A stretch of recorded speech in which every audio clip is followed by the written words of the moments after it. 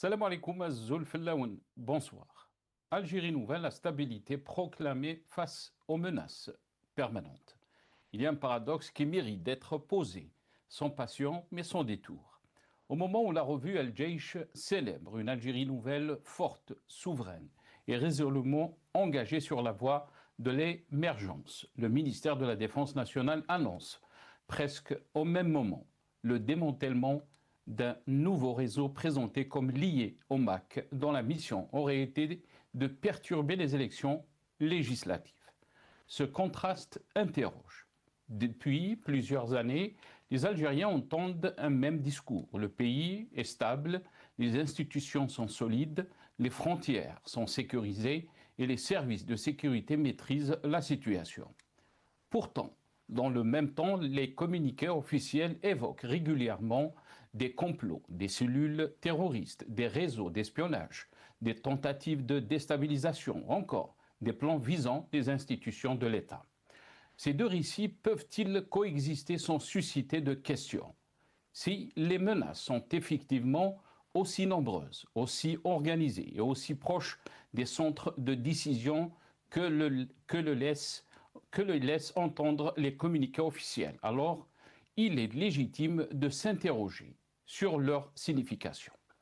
Ces annonces traduisent-elles l'efficacité des services de sécurité capables de neutraliser ces réseaux avant leur passage à l'acte, ou révèlent-elles au contraire une vulnérabilité persistante qui contraste avec le récit d'une stabilité pleinement consolidée? La confiance des citoyens ne repose pas uniquement sur les succès annoncés des forces de sécurité. Elle dépend aussi de la cohérence du discours public. Lorsqu'un État affirme d'un côté que la stabilité est acquise et de l'autre annonce de manière récurrente la découverte de nouvelles menaces susceptibles d'ébranler les institutions, une interrogation naturelle s'impose. Quel est le niveau réel de risque auquel le pays est confronté? Dans son éditorial, El Jaish rappelle avec force le sacrifice des martyrs, l'attachement à la souveraineté nationale et les ambitions d'une Algérie appelée à rejoindre le cercle des pays émergents.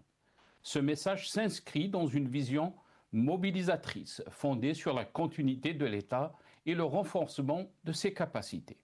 Mais une puissance émergente se mesure aussi à la confiance qu'inspirent ses institutions. Cette confiance ne se décrète pas. Elle se construit par la transparence, la légitimité, la cohérence et la crédibilité de la communication publique. Ce discours récurrent sur les complots et les tentatives de déstabilisation finit inévitablement par soulever de sérieuses interrogations. Car à force de multiplier les annonces de menaces imminentes, sont toujours rapportés les éléments permettant au public d'en mesurer la portée. La parole officielle s'expose au doute. Comme le rappelle la célèbre fable de Jean de La Fontaine. À force de crier au loup, on finit par ne plus être cru. Car une nation forte ne se définit pas uniquement par les menaces qu'elle affirme avoir neutralisées. Elle se définit avant tout par la confiance que ses citoyens accordent à la solidité de ses institutions et à la cohérence de la parole publique. Nous en débattrons avec nos invités juste après cette petite intro.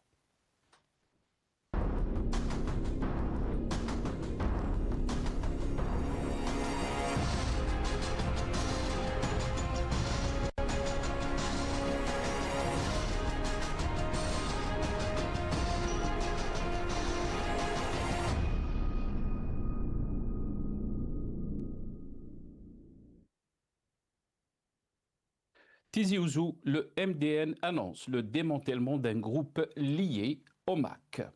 C'est le titre de notre émission pour ce soir. Et pour en parler, j'ai le plaisir d'avoir avec nous ce soir Maître Issa Rahmoun, avocat et secrétaire général de la FID, la Fédération internationale des droits humains.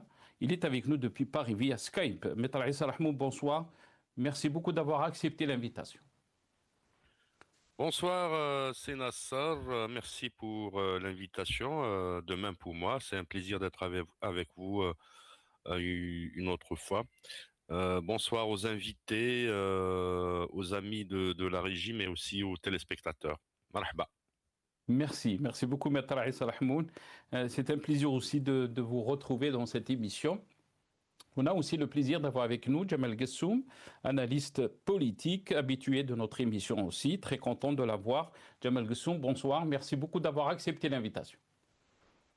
Bonsoir Sina, merci pour cette invitation. Le très grand bonjour à Aïssa Rahmoul que je n'ai pas vu depuis un certain temps, la régie bien évidemment, et l'ensemble des téléspectateurs et téléspectatrices.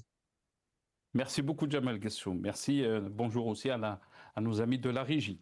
Avant de rentrer dans le vif du sujet de ce soir, quelques titres, comme d'habitude, de la presse concernant le thème. Et on va commencer avec le journal Le Soir d'Algérie.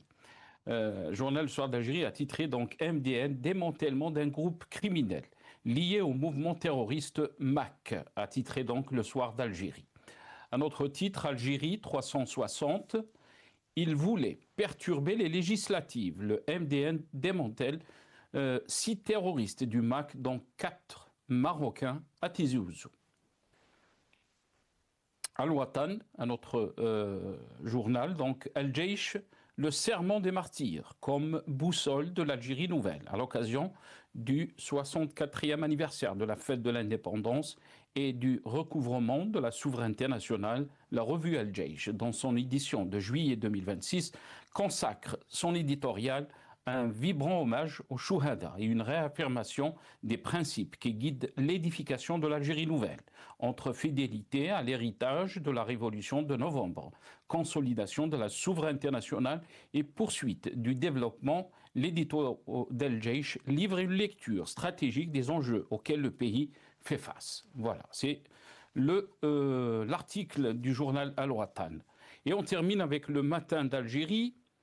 Démantèlement d'un groupe criminel lié au MAC à Tizi Ouzou, selon le MDN, a titré donc le journal Le Matin d'Algérie. Le ministère algérien de la Défense nationale a annoncé dans un communiqué publié, donc ce lundi, hier, le démantèlement d'un groupe criminel composé de 6 individus affiliés au mouvement séparatiste MAC, classé organisation terroriste par les autorités algériennes. L'opération a été menée par les services centraux de la sécurité militaire de la wilaya de Tizi Ouzou, relevant de la première région militaire.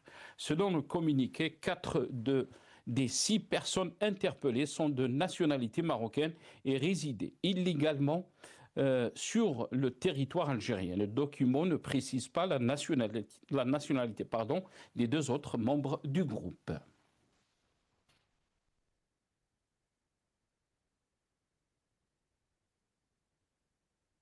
Voilà, quelques titres de la presse. Donc, là, on va regarder ce clip de l'ENTV qui annonce donc le communiqué de l'armée concernant donc ce complot ou ce démantèlement d'un groupe criminel lié au mouvement terroriste MAC, comme ça a été relayé par la presse nationale. On regarde ces images.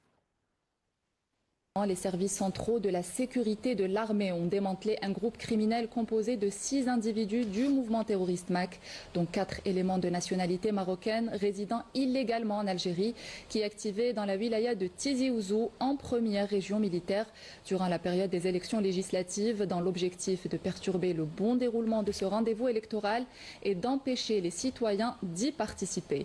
Cette opération reflète le haut degré de vigilance dont font preuve les différents services de sécurité et leur aptitude à mettre en échec les plans criminels, notamment à travers l'arrestation de toutes les personnes impliquées dans ces groupes subversifs qui ciblent la sécurité et la stabilité du pays.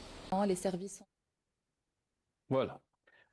Maître Aïssa Rahmoun, je commence cette émission avec vous. Quelle lecture peut-on faire donc de cette annonce qui a été faite par le MDN, le démantèlement d'un groupe lié au MAC, activant bien sûr dans la région de Tizi Ouzou, et 4 sont de nationalité marocaine et résidaient illégalement en Algérie au moment de leur arrestation. On parle donc le but de perturber le bon déroulement de ce processus, donc les élections législatives dernières, et d'empêcher les citoyens d'y participer. Qu'est-ce que vous en pensez? Écoutez, Nasser, plusieurs questions se posent par rapport à ces arrestations. De surcroît, 6 personnes, dont 4 sont de nationalité marocaine et 2 ne sont pas encore identifiés. Donc, il n'y a pas de communication par rapport à leur nationalité. Mais dire que 4 sont de nationalité marocaine et appartiennent au MAC, donc on n'est plus devant une organisation terroriste au niveau local, national, mais par contre, on a en face de nous une organisation terroriste transnationale. Et la question a le mérite d'être posée de telle sorte que aujourd'hui, si le MAC est devenu une organisation terroriste transnationale, ça devrait aussi inquiéter les capitales du monde, pas seulement l'Algérie, mais aussi les pays voisins, les pays de la rive nord de la Méditerranée, mais aussi au niveau des Amériques, que ce soit au sud ou au nord, mais bien plus que cela. Par contre, ce qui a attiré mon attention, c'est que le vocabulaire et le récit utilisé, c'est que ces groupes avaient tenté de perturber l'opération électorale des législatives du 2 juillet de l'année en cours. Est-ce que ces groupes ont réussi donc à ramener le taux de participation en Algérie ou à Tizi Ouzou à un degré qui laisse à penser, à méditer sur le divorce qui est consommé entre le peuple et les autorités, les institutions et le pouvoir politique. Ça d'une part. 2, comment ces 4 Marocains qui sont en situation de séjour irrégulier en Algérie ont pu traverser des frontières, sachant qu'un visa est demandé, donc automatiquement ils sont passés par des frontières terrestres, et du coup 4 personnes activant chez une organisation terroriste ont pu pénétrer le territoire national. Ça relève de la sécurité nationale, donc la première défaillance, c'est pas au niveau de la communication, bien que, mais c'est au niveau de cet accès. Donc, on est devenu un passoire et ça nous renseigne du degré de la vigilance des services de sécurité. والله نقول لك سي نصر يعني c'est une opération, une énième opération. Et là, c'est mon avis, c'est une opinion. Et tout un Algérien a le droit d'avoir une opinion sur toutes les questions liées à la souveraineté du pays, à la sécurité du pays, à l'économie du pays, à la chose politique, aux mouvements sociaux, tout ce qui concerne la gestion publique des affaires du citoyen et de la population. C'est une autre tentative de dévier le débat après l'échec après la débâcle du régime dans l'organisation d'une joute électorale, après le message très fort de la société algérienne quant à ses rendez-vous électoraux depuis pratiquement le Hirak du 22 février 2019 à nos jours. Donc le régime n'arrête pas d'essuyer des échecs cinglants, des échecs cuissants quant à sa manière de gérer la chose publique.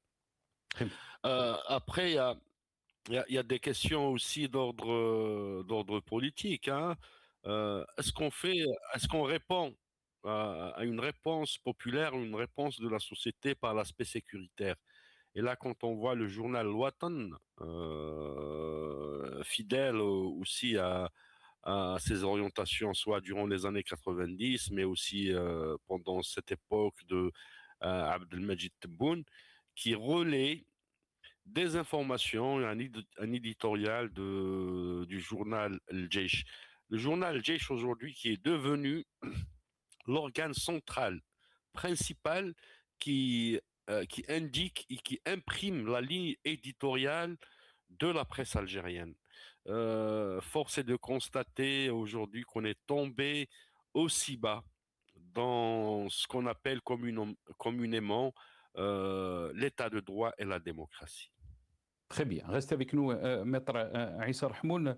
Jamal Ghassoum, qu'est-ce que vous en pensez par rapport à cette analyse de Maître Issa Rahmoun qui a rappelé, et son avis bien sûr, qu'il s'agit d'une tentative de dévier le débat public. On n'est plus face donc aux menaces, quand on parle beaucoup, il a soulevé beaucoup de questions qui sont légitimes, ces questions. Comment ces Marocains qui résidaient en Algérie, qui étaient illégalement en Algérie, comment ils sont rentrés en Algérie, comment ils se sont retrouvés à Tizi Ouzou, comment ils font partie de cette organisation, le MAC. C'est des questions qui sont légitimes, Jamal Gessoum. Qu'est-ce que vous en pensez de cette affaire? Haïssa Hamoun a évoqué plusieurs points. Je vais donc revenir forcément sur l'ensemble des points. Tout d'abord, je suis d'accord avec lui sur la notion de divorce entre les citoyens et les autorités algériennes. Cela est clair au niveau de l'élection législative qui creuse un écart encore plus important qu'en 2021 et ça va aller de mal en pis. Là où je ne suis pas d'accord avec lui, c'est sur le diagnostic et l'évaluation du groupe terroriste MAC qu'il qualifie, ou en tout cas qu'il indique comme étant un spectre transnational. La transnationalité d'un groupe terroriste se regarde par rapport aux endroits où ils interviennent. Daesh est intervenu dans plusieurs pays, El-Akmi au Maghreb dans plusieurs pays également, et donc là, il y a un côté transnationalement. Ce qui concerne le groupe terroriste du MAC, cela concerne uniquement l'Algérie. Le côté transnational pour 4 participants marocains se trouve dans la logique de la participation ou de l'aide du Maroc dans sa volonté de nuire à l'Algérie. Aïssa Rahmoun a dit également, et il a raison, hein, nous avons chacun le droit de donner notre avis, que ce serait une opération de communication à l'égard du peuple algérien, notamment pour faire oublier le côté législatif. Et là, je ne suis pas d'accord avec lui. Une de mes spécialités, c'est justement la question du terrorisme, plus du côté du Proche et Moyen-Orient, mais l'Algérie étant mon pays, je m'y suis également penché. Je crois fermement à la réalité de cette opération. Maintenant, la revue El Jaish, moi par exemple, je ne comprends pas la notion de Nouvelle-Algérie dans le journal d'El Jaish. Je crois, en plus, c'est la seule institution en Algérie à laquelle je fais confiance. Je ne fais confiance en aucune autre institution en Algérie, si ce n'est l'institution militaire. Et voilà donc, oui, je rajoute en plus. Comment on peut retrouver 4 Marocains en Algérie? C'est quand même assez facile, quand on sait qu'il y a des milliers d'Algériens qui sortent tous les 2-3 jours pour aller en Espagne. Donc, traverser des frontières, même longues, ce n'est pas une chose impossible. Nous avons un terrain, ce que l'on appelle un terrain accidenté en Algérie, sur les frontières. C'est-à-dire que ce ne sont pas les Pyrénées et ce n'est pas la frontière franco-suisse. L'architecture même de la frontière fait qu'on peut passer très très facilement et même en voiture. Donc, la question de comment ils sont rentrés, c'est une question, je dirais, basique à laquelle tout le monde peut répondre. Le côté transnational du groupe terroriste ne s'affirme que dans le soutien fait par des autorités étrangères, des puissances étrangères, donc le Maroc, je le cite, et le côté un peu spectacle qui serait donné. Ils font du spectacle beaucoup en Algérie. Hein. Vous savez, la question de 50 €, 3000 dinars, c'était fait justement pour dévier le débat sur autre chose. Mais sur cette question précisément, je crois au sérieux de l'armée qui est véritablement professionnelle. Moi, j'aurais aimé. Mais pourquoi Tizi Ouzou, Jamal Gessoum? Parce que je pense notre ami Bonne question. Oui, pourquoi Tizi Ouzou? Je vais vous laisser le temps de répondre pourquoi Tizi Ouzou, mais aussi, selon le MDN, les 6 individus interpellés, comme l'a rappelé Maître Issa Rahmoun, appartiennent tous au mouvement séparatiste MAC. Ça veut dire les 4 Marocains qui résidaient donc en Algérie illégalement faisaient partie de ce mouvement. Et bien sûr, on se pose la question pourquoi des Marocains donc font partie du MAC et pourquoi c'est à Tizi Ouzou. Pourquoi empêcher les citoyens d'y participer? Les Algériens n'arrivent pas à comprendre, alors que vous avez vu, vous-même, on a fait des dizaines d'émissions sur les élections, les Algériens n'étaient pas intéressés par ce scrutin. La preuve, 21% de taux de participation, le plus bas historiquement. C'est pas le MAC qui va empêcher les Algériens à aller voter, Jamal Gessoum. 21%, c'est 21% gonflé, hein. On va Hmm. pas se raconter d'histoire. Si ça Si dépasse vous, 10%, non, mais c'est c'est encore gonflé. grave. Voilà, Non, c'est absolument. encore, non, mais la situation est bien plus grave que cela. Ça aurait été Hmm. 21%, non, ça ne dépasse pas les 10%. Mais vous posez deux questions intéressantes. Pourquoi Tizi Ouzou et le fait que quatre personnes fassent partie du MAC?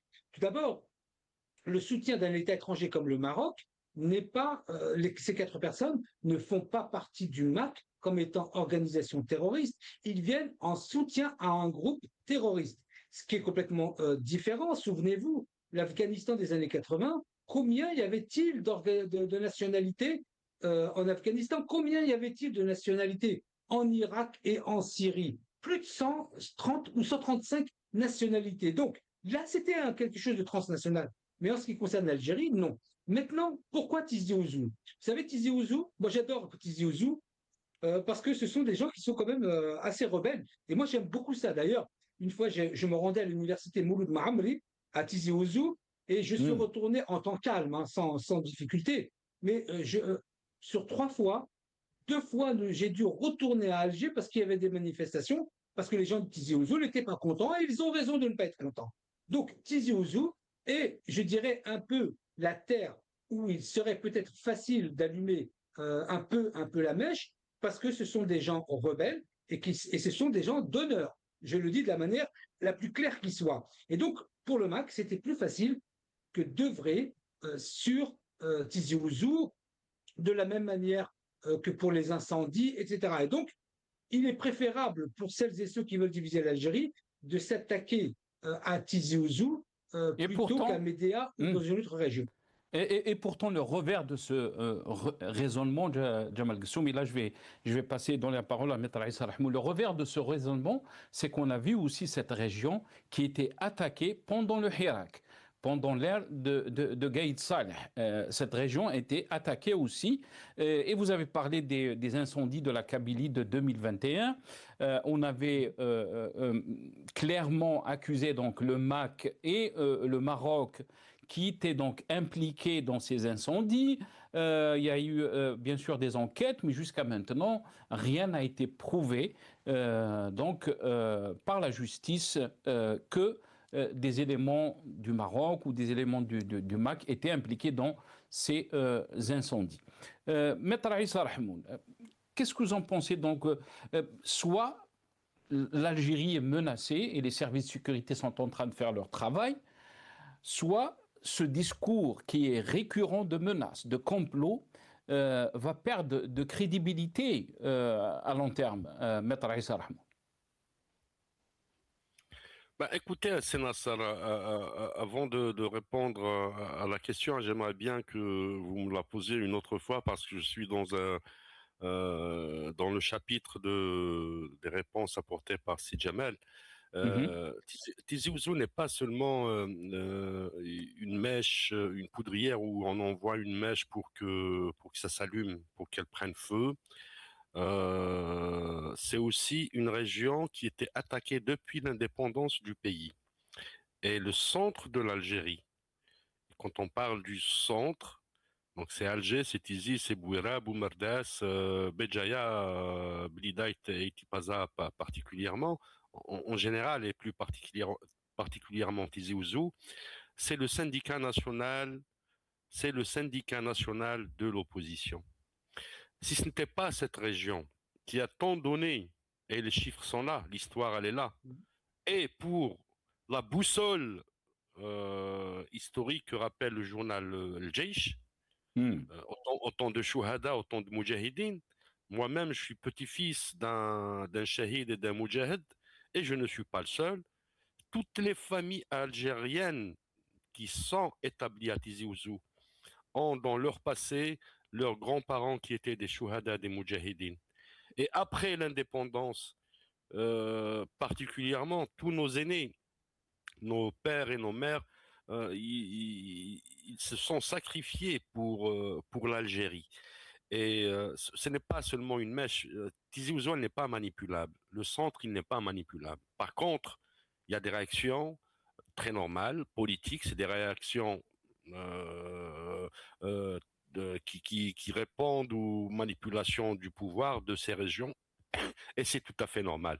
Par contre, il faut définir ce qui est le concept de terrorisme transnational, et heureusement que Sid Jamal il est expert en la matière. Il y a deux façons de définir le terrorisme transnational. Soit par son degré d'intervention dans des États un peu partout dans le monde, effectivement, je suis d'accord. Ça, c'est les interventions sur le terrain en termes de pratiques et de plans de redéploiement et de déploiement, mais aussi par son aspect organique, par son aspect interne. Là, on nous cite quatre Marocains. Souvenez-vous de l'affaire Walid Naqish, qui était passé devant le tribunal de Sidi Mohamed.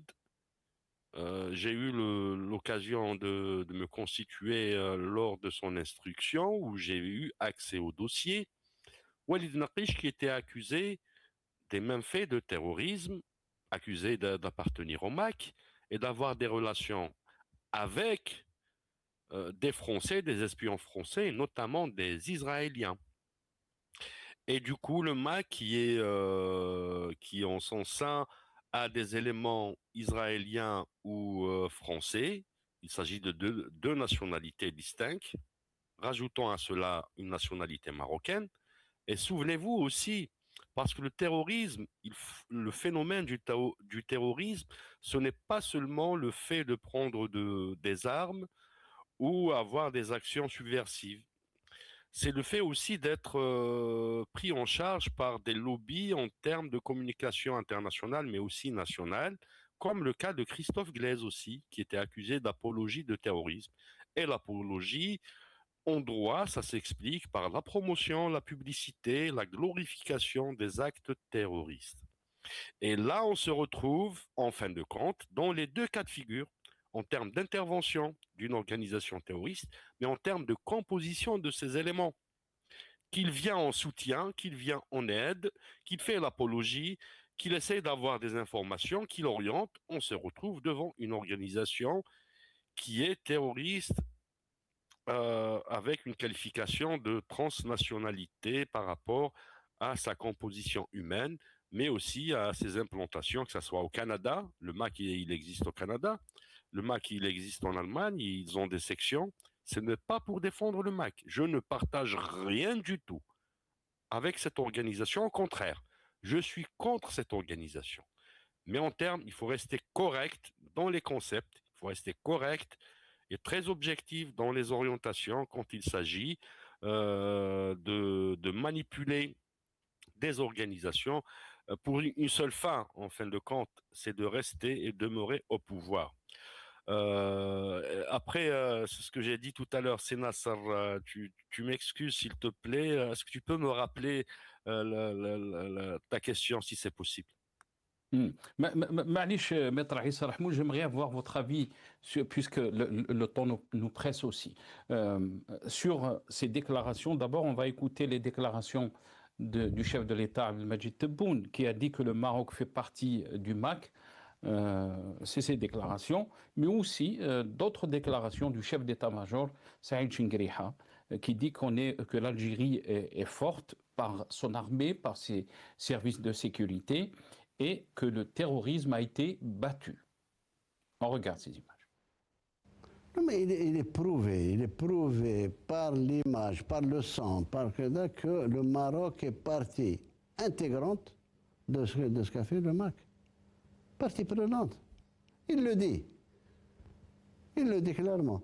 C'est des faits, c'est pas مش اتهامات فارغة هذه. اليوم نعول على كل واحد وهو في المنصب نتاعو من الجندي البسيط إلى ما أعلى. مهمة شريفة الدفاع عن الحدود نتاعنا ضد الإرهاب، ضد المهربين، وضد حتى عدو كلاسيكي، لأن الجزائر هي أقوى دولة في المنطقة، أقوى دولة برئاستها، بحكومتها، بالمؤسسات نتاعها كلها، وبالجيش الوطني الشعبي نتاعها اللي برز وثبت وبرهن باللي هزم الإرهاب كيما جدودنا وبياننا هزموا فرنسا أثناء حرب التحرير وكل الفضل يرجع لكم. Voilà. Et, Maître Issa Rahmoun, si vous voulez réagir par rapport à ces déclarations, mais aussi depuis plusieurs années, les Algériens entendent donc un même discours. Le pays est stable, les institutions sont solides, on parle de nouvelle Algérie, les frontières sont sécurisées et les services de sécurité maîtrisent la situation. Pourtant, au même moment, en même temps, les communiqués officiels régulièrement évoquent donc des complots, des cellules de terroristes, des réseaux d'espionnage, des tentatives de déstabilisation. On n'arrive pas à comprendre, l'Algérien n'arrive pas à comprendre ce contraste. Effectivement, Sénat, ça le chauffe. On a en face de nous, on va se mettre au niveau des frontières algéro-marocaines.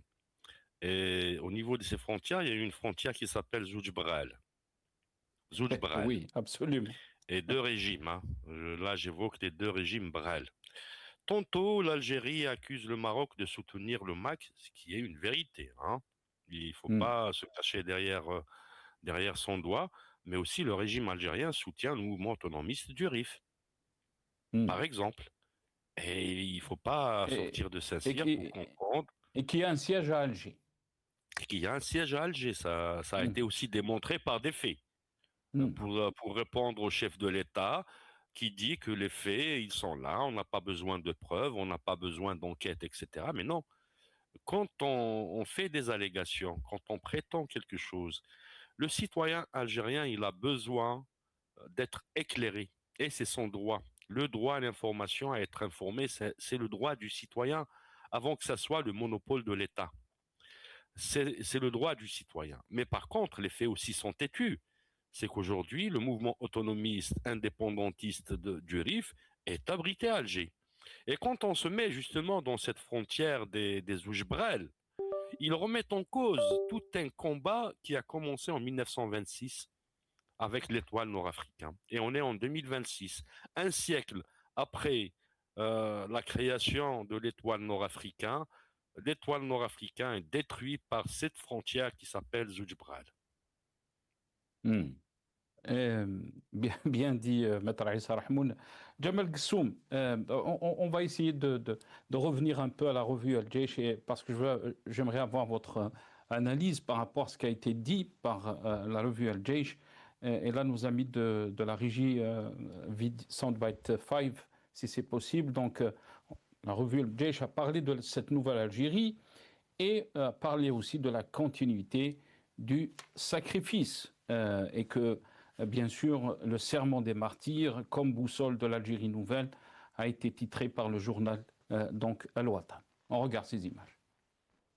L'éditorial souligne que cette mémoire impose aujourd'hui un devoir de fidélité envers les martyrs qui se traduit par la préservation de la souveraineté, le renforcement de l'État et la poursuite du développement sous la conduite du président de la République Abdelmadjid Tebboune. Selon l'éditorial, les progrès réalisés ces dernières années dans les infrastructures et la sécurité alimentaire, hydrique, énergétique et numérique traduisent cette vision. Le président de la République avait d'ailleurs souligné dans son message à l'occasion de ce 64e anniversaire que l'Algérie nouvelle est portée par des volontés nationales sincères, fidèles au serment des martyrs, affirmant également que le pays dispose des atouts nécessaires pour poursuivre son développement et franchir une nouvelle étape vers l'émergence économique.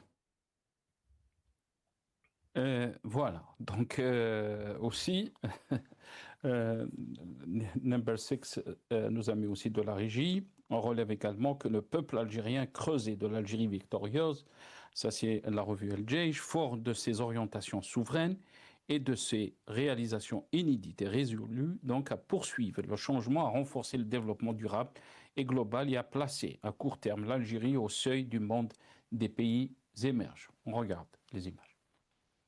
وبالموازاة مع الجهود المبذولة من قبل كافة مؤسسات الدولة، تضيف الافتتاحية أن الجيش الوطني الشعبي سيدل جيش التحرير الوطني رفع جاهزيته العملياتية عبر الاستثمار في العامل البشري والترسيخ أسس السيادة الوطنية للجزائر للحفاظ على وحدتها الترابية والشعبية. تحد أبناء عزيمة لا تقهر في تأدية مهامه بكل التزام وإخلاص، أسوة بأسلافهم الميامين من روح التضحية والإقدام ونكران الذات، وهو ما أكده الفريق أول السعيد شنقريحة الوزير المنتدب لدى وزير الدفاع الوطني رئيس أركان الجيش الوطني الشعبي.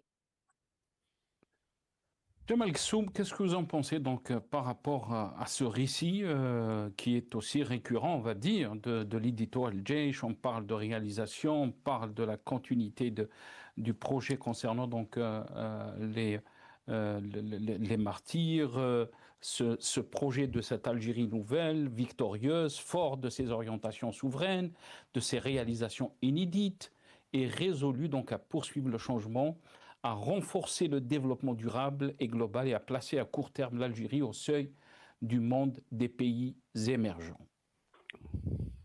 Qu'est-ce que vous en pensez?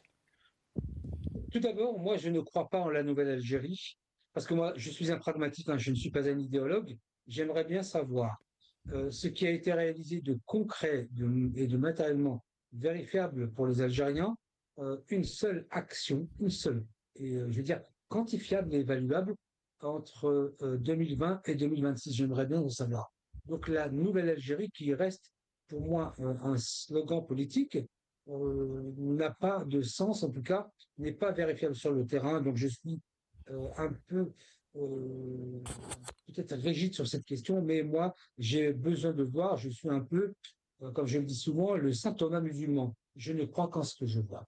Ensuite, sur la question des propos qui ont été tenus par Saïd Chengreha, notamment à travers Jaish et la vidéo que vous avez montrée, je retiendrai la dernière partie de son intervention quand il disait que nous avons ceci, cela, et l'armée nationale populaire, à laquelle je crois vraiment. Je ne crois qu'en l'armée nationale populaire. Quand Saïd Chengreha parle de gouvernement, j'aimerais savoir de quel gouvernement s'agit-il, puisqu'il est de concert que le gouvernement ne décide de rien, les ministres ne décident de rien, le Premier ministre ne décide de rien. Dans pas longtemps, et comme auparavant, le Parlement ne décidera de rien.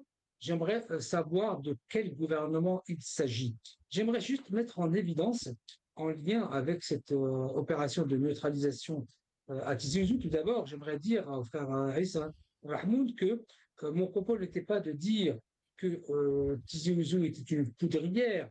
C'est ce que le groupe terroriste du MAC a pensé, parce que s'il y a bien une région qui a donné beaucoup de ses enfants, un nombre très important de ses enfants à la libération de l'Algérie, c'est aussi Tizi Ouzou, Bijaya, Boumerdès, etc. Donc, je ne dis pas que c'est une poudrière, bien au contraire, c'est plutôt eux qui auraient tendance à, je dirais, consolider la nation algérienne. J'aimerais aussi terminer par dire que cette opération militaire, vous savez, elle s'inscrit un peu dans le même schéma que lorsque l'Algérie a mis en obligation les Marocains de demander un visa pour venir au Maroc. Souvenez-vous qu'il n'y a pas très très longtemps, je crois qu'il y a à peu près 2 ans, il y avait des personnes qui ont été arrêtées d'origine marocaine dans les stades algériens, notamment de mémoire le stade à Ali-la-Pointe, qui était venu avec des passeports marocains sans visa à l'époque et qui se révélaient être des agents du Mossad, puisque dans cette continuation d'aide du Maroc au MAC, ils avaient remis des passeports marocains à des agents du Mossad qui sont rentrés en Algérie. Donc, l'opération d'aujourd'hui s'inscrit dans la même dynamique. Voilà un peu, j'aimerais dire que... Mais la même dynamique, il y a aussi peut-être un autre regard par rapport à cette dynamique, Jamal Ghessoum, puisque même au moment du Hirak, par exemple, on avait parlé d'arrestation de cellules marocaines qui voulaient influencer le Hirak et peut-être l'enlever de son pacifisme et peut-être utiliser une certaine violence. Est-ce que vous pensez que ces accusations qui reviennent souvent, et le rôle du Maroc dans la déstabilisation de l'Algérie discrédite un peu le discours officiel, ce récit, et que l'Algérie, comme le dit Chingriha, un pays fort, un pays donc qui est donc le rempart, on va dire, ou celui qui a battu le terrorisme, souvent parle du rôle du Maroc dans de la déstabilisation de notre pays. Est-ce que c'est pas aussi un discours qui affaiblit nos services de sécurité, notre armée, l'institution militaire? Jamal Kessou. D'abord, il n'est pas antinomique, il n'est pas contradictoire que de dire que nous aurions, je dis bien au conditionnel, des institutions fortes et qu'en face de nous, il y a des tentatives de déstabilisation. Ce n'est pas parce que nous n'aurions pas d'institutions fortes qu'il n'y aurait pas de tentatives de déstabilisation. Ça n'est pas antinomique du tout. Ensuite, quand les autorités algériennes parlent des tentatives du Maroc, je vous prie juste de vous rappeler de l'histoire et de la mémoire. 1956, qui a vendu nos membres du FLN qui devaient partir en Tunisie à la fin en 63, juste après l'indépendance, qui a voulu rentrer et récupérer et prendre des territoires alors que le sang de notre Chouhada n'était pas encore sec sur les montagnes des Aurès, qui ensuite a continué à faire cela jusqu'à nous mépriser en 1994 en nous accusant alors que eux-mêmes cachaient des terroristes marocains. Il y en a un, algérien, pardon, à Oujda. Il y en a un qui s'appelle Adala, ou un nom à peu près pareil, peut-être que vous allez vous en souvenir, qui prenait soin d'eux du côté de Oujda et de Berken. Et ça continue, et ça continue. Donc vous ne pouvez pas, et on ne peut pas, reprocher aux autorités marocaines, algériennes de rappeler l'histoire des coups de traître dans le dos, notamment lors de l'Assemblée arabe au Maroc, où le roi du Maroc, et c'est reconnu même par les Israéliens, et ils le disent de manière officielle, avait placé des agents du Mossad tout en haut de l'immeuble et qui écoutait tout ce qui est dit. Et c'est pour ça qu'on a perdu la guerre des 6 jours. Donc, il y a l'histoire, il y a des récits qui peuvent être plausibles. Ça ne veut pas dire que c'est à chaque fois le Maroc. Mais je dis que dans l'histoire et la mémoire, dans les relations qui sont les nôtres avec le Maroc, depuis pas très longtemps, de manière plus accentuée, ce sont des hypothèses plausibles. Aïssa Rahmoun posait bien évidemment la légitime question de savoir si on pourrait, nous, je dirais, arrêter de soutenir l'organisation du RIF. Et là, Aïssa a tout à fait raison. C'est-à-dire que nous aurions pu le faire, mais peut-être plus intelligemment, en le cachant, comme le Maroc sait si bien le faire. Très bien, restez avec nous, Jamal Gessoum. On va voir cette vidéo, donc la revue El Jaish toujours. Elle parle de l'unité, de mobilisation autour du projet de cette nouvelle Algérie.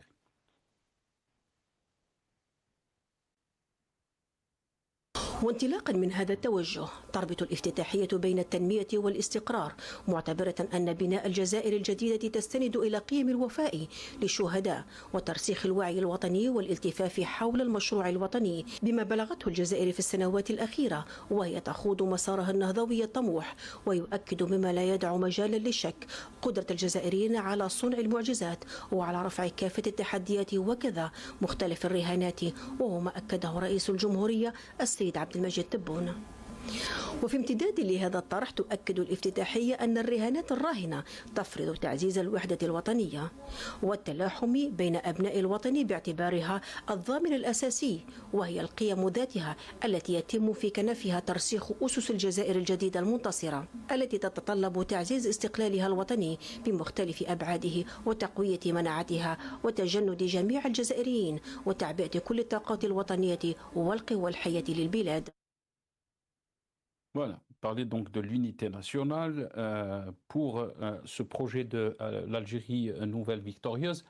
Maître Aïssa Rahmoun, la revue El Jaish parle de l'unité nationale, de l'engagement du peuple algérien, mais on l'a vu bien sûr dans ces dernières élections, le peuple a parlé, le peuple donc indirectement a dit que la direction du pays n'est pas la bonne et cette Algérie nouvelle donc ne représente pas ses ambitions ou Donc c'est ce qu'il a demandé donc, comme changement au Hirak.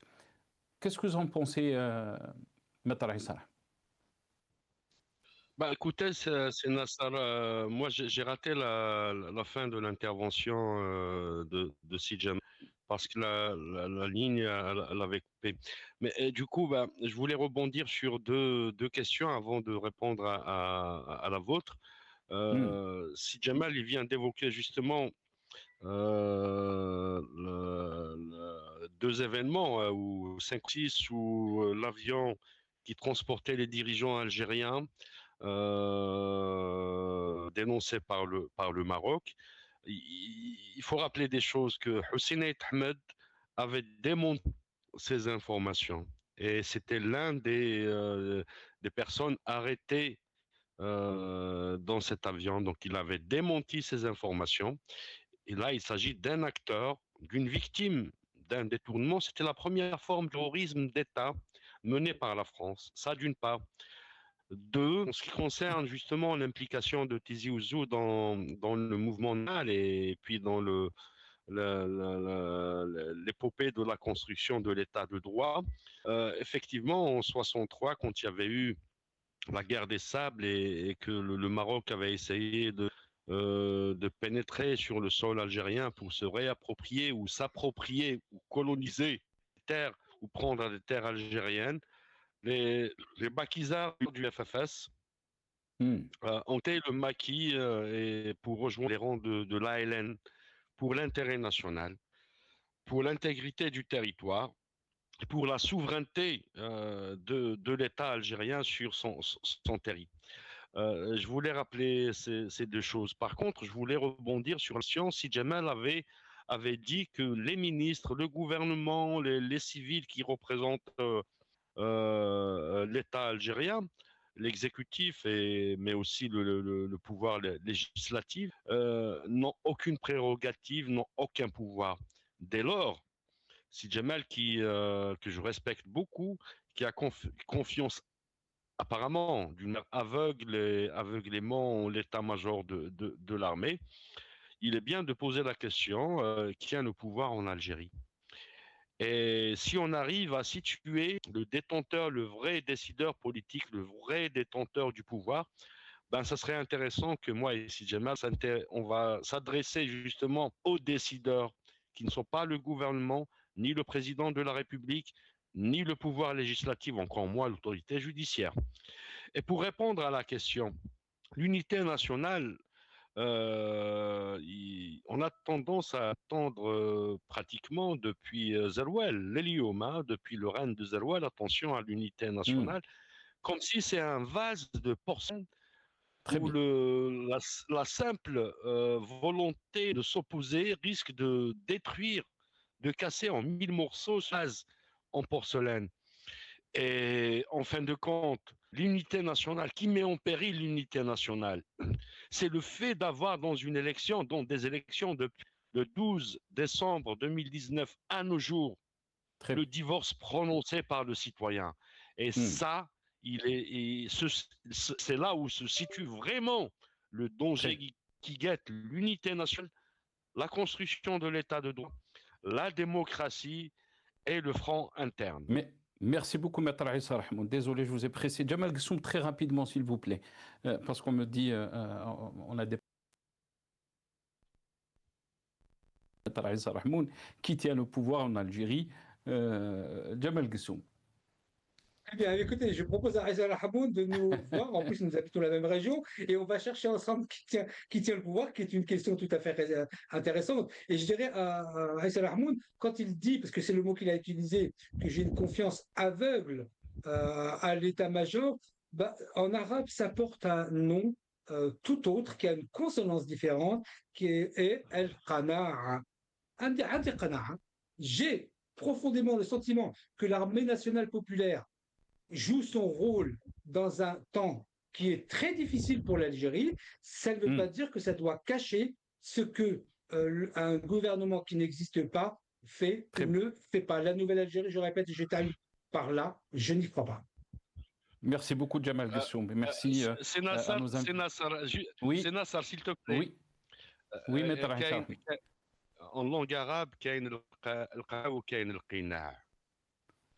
Je partage, je respecte القناعة تاع السي جمال، ولكن لازم نحيو على sur les vrais décides. القناع والقناعة, c'est des choses qu'on va discuter, si Jamal, avec plaisir.